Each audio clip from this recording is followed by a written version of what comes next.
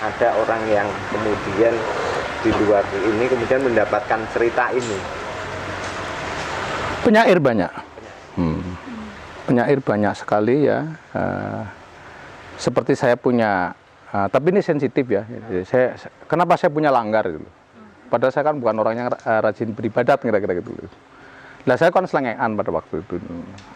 Ngapain kamu punya langgar ya? Ya anak sekarang biar bisa membedakan ini kulkas, ini langgar. Jadi fungsinya masing-masing. Penyair sangat banyak. Jadi mungkin langitan-langitan karya-karya sastra itu kalau direkonstruksi, wah, saya bisa bayangkan monumen. Idenya lebih wanak bajang menggiringang ini gila itu loh. Logikanya itu langsung kayak menembus kekayangan gitu. Ini bagi saya itu tidak eksklusif kita lihat babon-babon daripada Alkitab pun itu dari karya-karya sastra para penyair itu kalau bisa mencerna itu loh. Sayanya kan belum bisa mencerna ini. Dahsyat banget. Nah, kalau ini kan hanya istilahnya apa ya? Kayak ide tiban. Orasio diduga tiba-tiba gempa gitu. Nah, pada saat kita masuk ke sana itu latihan yang kontinu ini, oh kayaknya ini bisa saya. Itu para penyair. Jadi karya itu banyak, ada beberapa yang sekarang menjadikan inspirasi. Sekarang banyak untuk antologi sastra, itu kan cover itu. Dan antropologi, buku-buku antropologi ya. Yang seni rupa belum. Artinya juga kadang-kadang saya membuat itu juga kadang-kadang juga tidak bisa mendefinisikan lebih seperti penyair itu. Jadi cuman apa ya? Ini tidak bisa diulang, tidak bisa desain, harus saya monumenkan itu.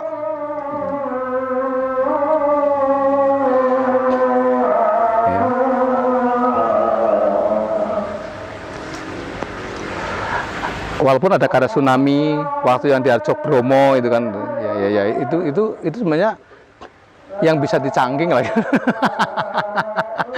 Kalau ini kan permanent sculpture, yang bisa dicangking juga ada.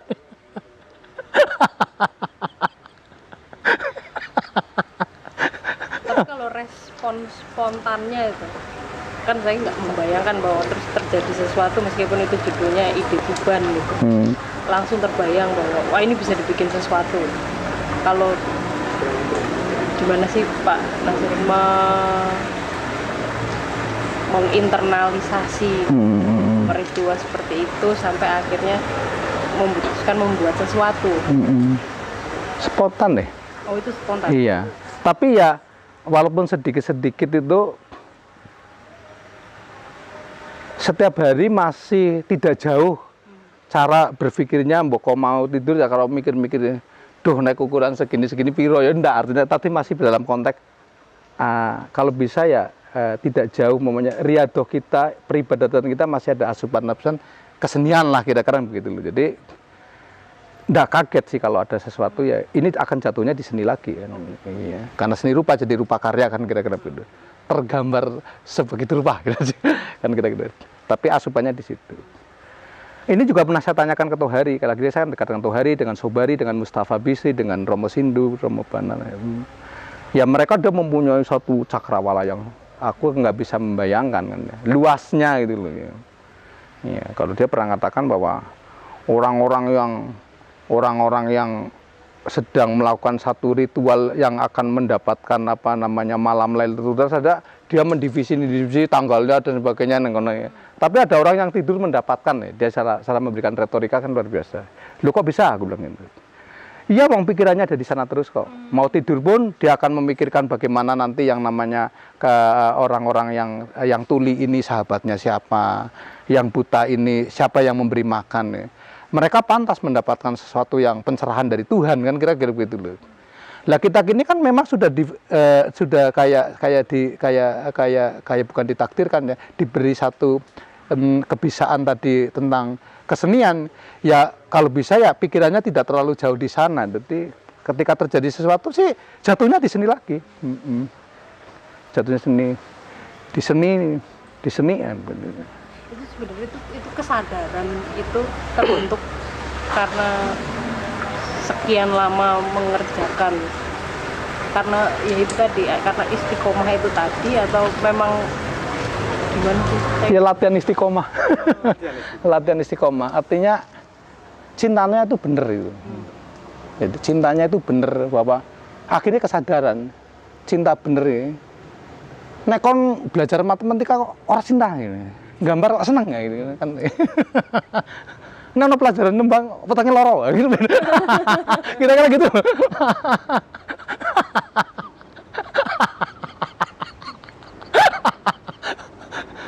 Kan bisa membayangkan yang namanya jatuh cinta kan gitu loh di ruang itu. Ada satu yang aku nggak bisa melontarkan pertanyaannya dengan jernih, tapi kira-kira kenangan, kenangan yang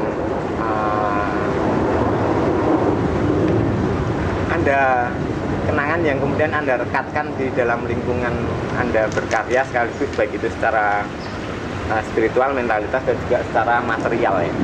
Jadi sesuatu yang kalau mendengar cerita awal itu sangat penting sekali ya. Ketika kenangan terhadap ibu, terhadap dongeng-dongeng. Nah kemudian masa kini yang paling kelihatan tadi adalah peristiwa-peristiwa besar yang kemudian Anda bawa dan Anda taruh juga di sekitar Anda, gitu ya, kira-kira begitu. Nah, yang kemudian menjadi menarik adalah meskipun sebenarnya sudah sangat jernih sekali ya, bahwa kenangan kemudian direaktualisasi dan dengan sifat yang sangat terbuka sebagai sebuah praktik belajar. Gitu. Anda seperti kemudian dikepung oleh banyak kenangan dari Merapi, dari tugas-tugas isi gitu. Nah, bagaimana kemudian ini berinteraksi dengan Pak Nasirun, kira-kira begitu. Kalau yang kenangan kontemporer itu bagaimana? Kalau yang tadi kan dari fase kecil sampai periode dewasa, kenangannya terhadap ibu. Ya akhirnya menjadi bahasa wujud itu dengarai ini tradisi ataupun kontemporer sebenarnya agak sedikit, maaf ya, agak sedikit menurut saya itu tidak matching. Artinya kalau saya ditanya mamanya, tanggal berapa sih kamu tanda tangannya? Kok nggak masuk pelajaran sekolah? Bulan berapa? Kok seperti itu? Jelas-jelas yang tidak sekolah cap jempol. Kan begitu loh, kira-kira gitu. Itu kan seni banget itu. Fine art ya ada di sana, tapi nah ini budi menjadi applied kan gitu loh. Itu sudah terbawa dari kesadaran dari menemukan tanda tangan pun sudah kesadaran bahwa kita lanjutkan sampai sekarang. Jadi dari awal kita membuka pintu lebar, ya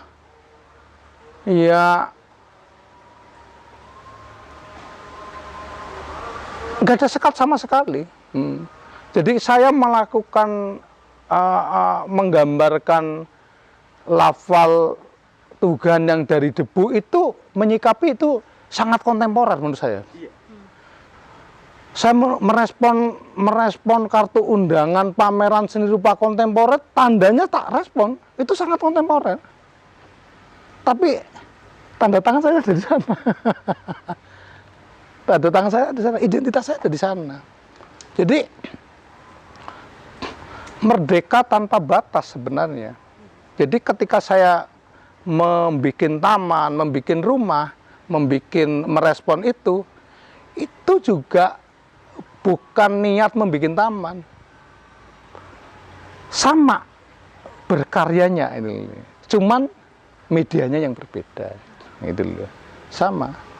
Jadi kalau yang dari ibu itu sudah melekat, ya, sudah nggak bisa dihapuskan, sama, nggak ada sekat. Jadi setelah katakanlah dari dulu tumbuh suburnya isme pada zaman asri dulu, saya membacanya bukan oh ini kubisme, ini surrealisme, ini dekorativisme. Enggak, saya nggak membaca itu. Saya membaca bahwa bermacam-macam varian inilah ini. Ya itu yang saya sebut isme. Bahkan bisa memetakan bahwa indahnya kubisme itu kalau ada dekorativisme kan gitu loh. Itu kan itu arif banget. Sampai terjadi postmodern. Ada gerakan seni rupa baru. Ngapain Bud Mutar gambar Jim gambar Ken Dedes nganggo blue jean, kan kira-kira begitu loh, lekat nggak bisa hilang, blue jeannya oke kan, Ken Dedesnya tetap gini-gini. Nah, itu kefitrahan, nggak bisa dihapus, nggak bisa. Dan tanda yang paling utama yaitu saya merujuk kepada identitas awal, yaitu tanda tangan kita. Itu nggak bisa. Bahkan kalau kita lari jauh umpamanya bagaimana dari zamannya Raden Saleh Affandi dan sebagainya, ekspresimisnya Affandi aku pikir wayang banget, deso banget.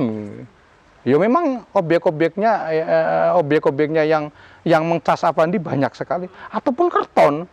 Ngapain fisiknya yang Eropa kok gambar wong pijet? Karena saya punya tandanya, bagaimana tahun 57 Kerton itu residen di Prancis, dan saya punya karyanya, anaknya nggak punya karyanya, saya punya. Saya punya. Bagaimana persinggungannya itu. Nah itu biasanya nggak bisa dihilangkan. Nggak bisa. Bahkan dengan kearifan dan kerendah hatiannya, maaf sekali ya, seorang Affandi, sampai saat judul-judulnya. Kentir tau itu? Kentir banget itu. Bagi saya ini jenia ini. Ini manusia jenia banget. Jadi oke, judul ini di Indonesia kan ditranslate oke, monggo. Yang saya maksud seperti ini kan, kira-kira begitu. Kuat banget itu. Makanya mereka menjadi sesuatu yang menjadi orang menafsiri pengecualian. Karena ada bahasa itu, Affandi adalah perupa pengecualian. Ya dia sudah sadar stempelnya kok. Kalau nggak sama sebenarnya lah, stempel pribadi ini negosiasinya cukup alot memang. Jadi mungkin idealisme itu pada stempelnya itu. Kompromi yang tidak kompromi, ngeli yang tidak ngeli, itu ya. Nah, akhirnya kan bukan kita berkompetisi dengan perupa lain ataupun seniman lain, tapi berkompetisi untuk mempertahankan identitasnya. Terus iki, dadi apa sing jenenge sinau? Sampai modar. Resiko urip, mati. Selesai. Wis ora usah ditawar. Kalau kayak gitu gunanya untuk mempelajari kisi-kisi dari saat belajar itu, maksudnya kalau sudah ada, ya itu tadi itu kan ketika udah jadi ini budi gitu, itu kan sudah ditetapkan kisi-kisinya. Untuk melepaskan diri dari itu, atau mungkin nggak perlu dilepaskan, gimana kalau menurut Pak Ragil? Ya otomatis ya, sudah jenggoten kok ya. Ya cara berpikirnya bukan melepaskan, jadi sudah kodrati lagi.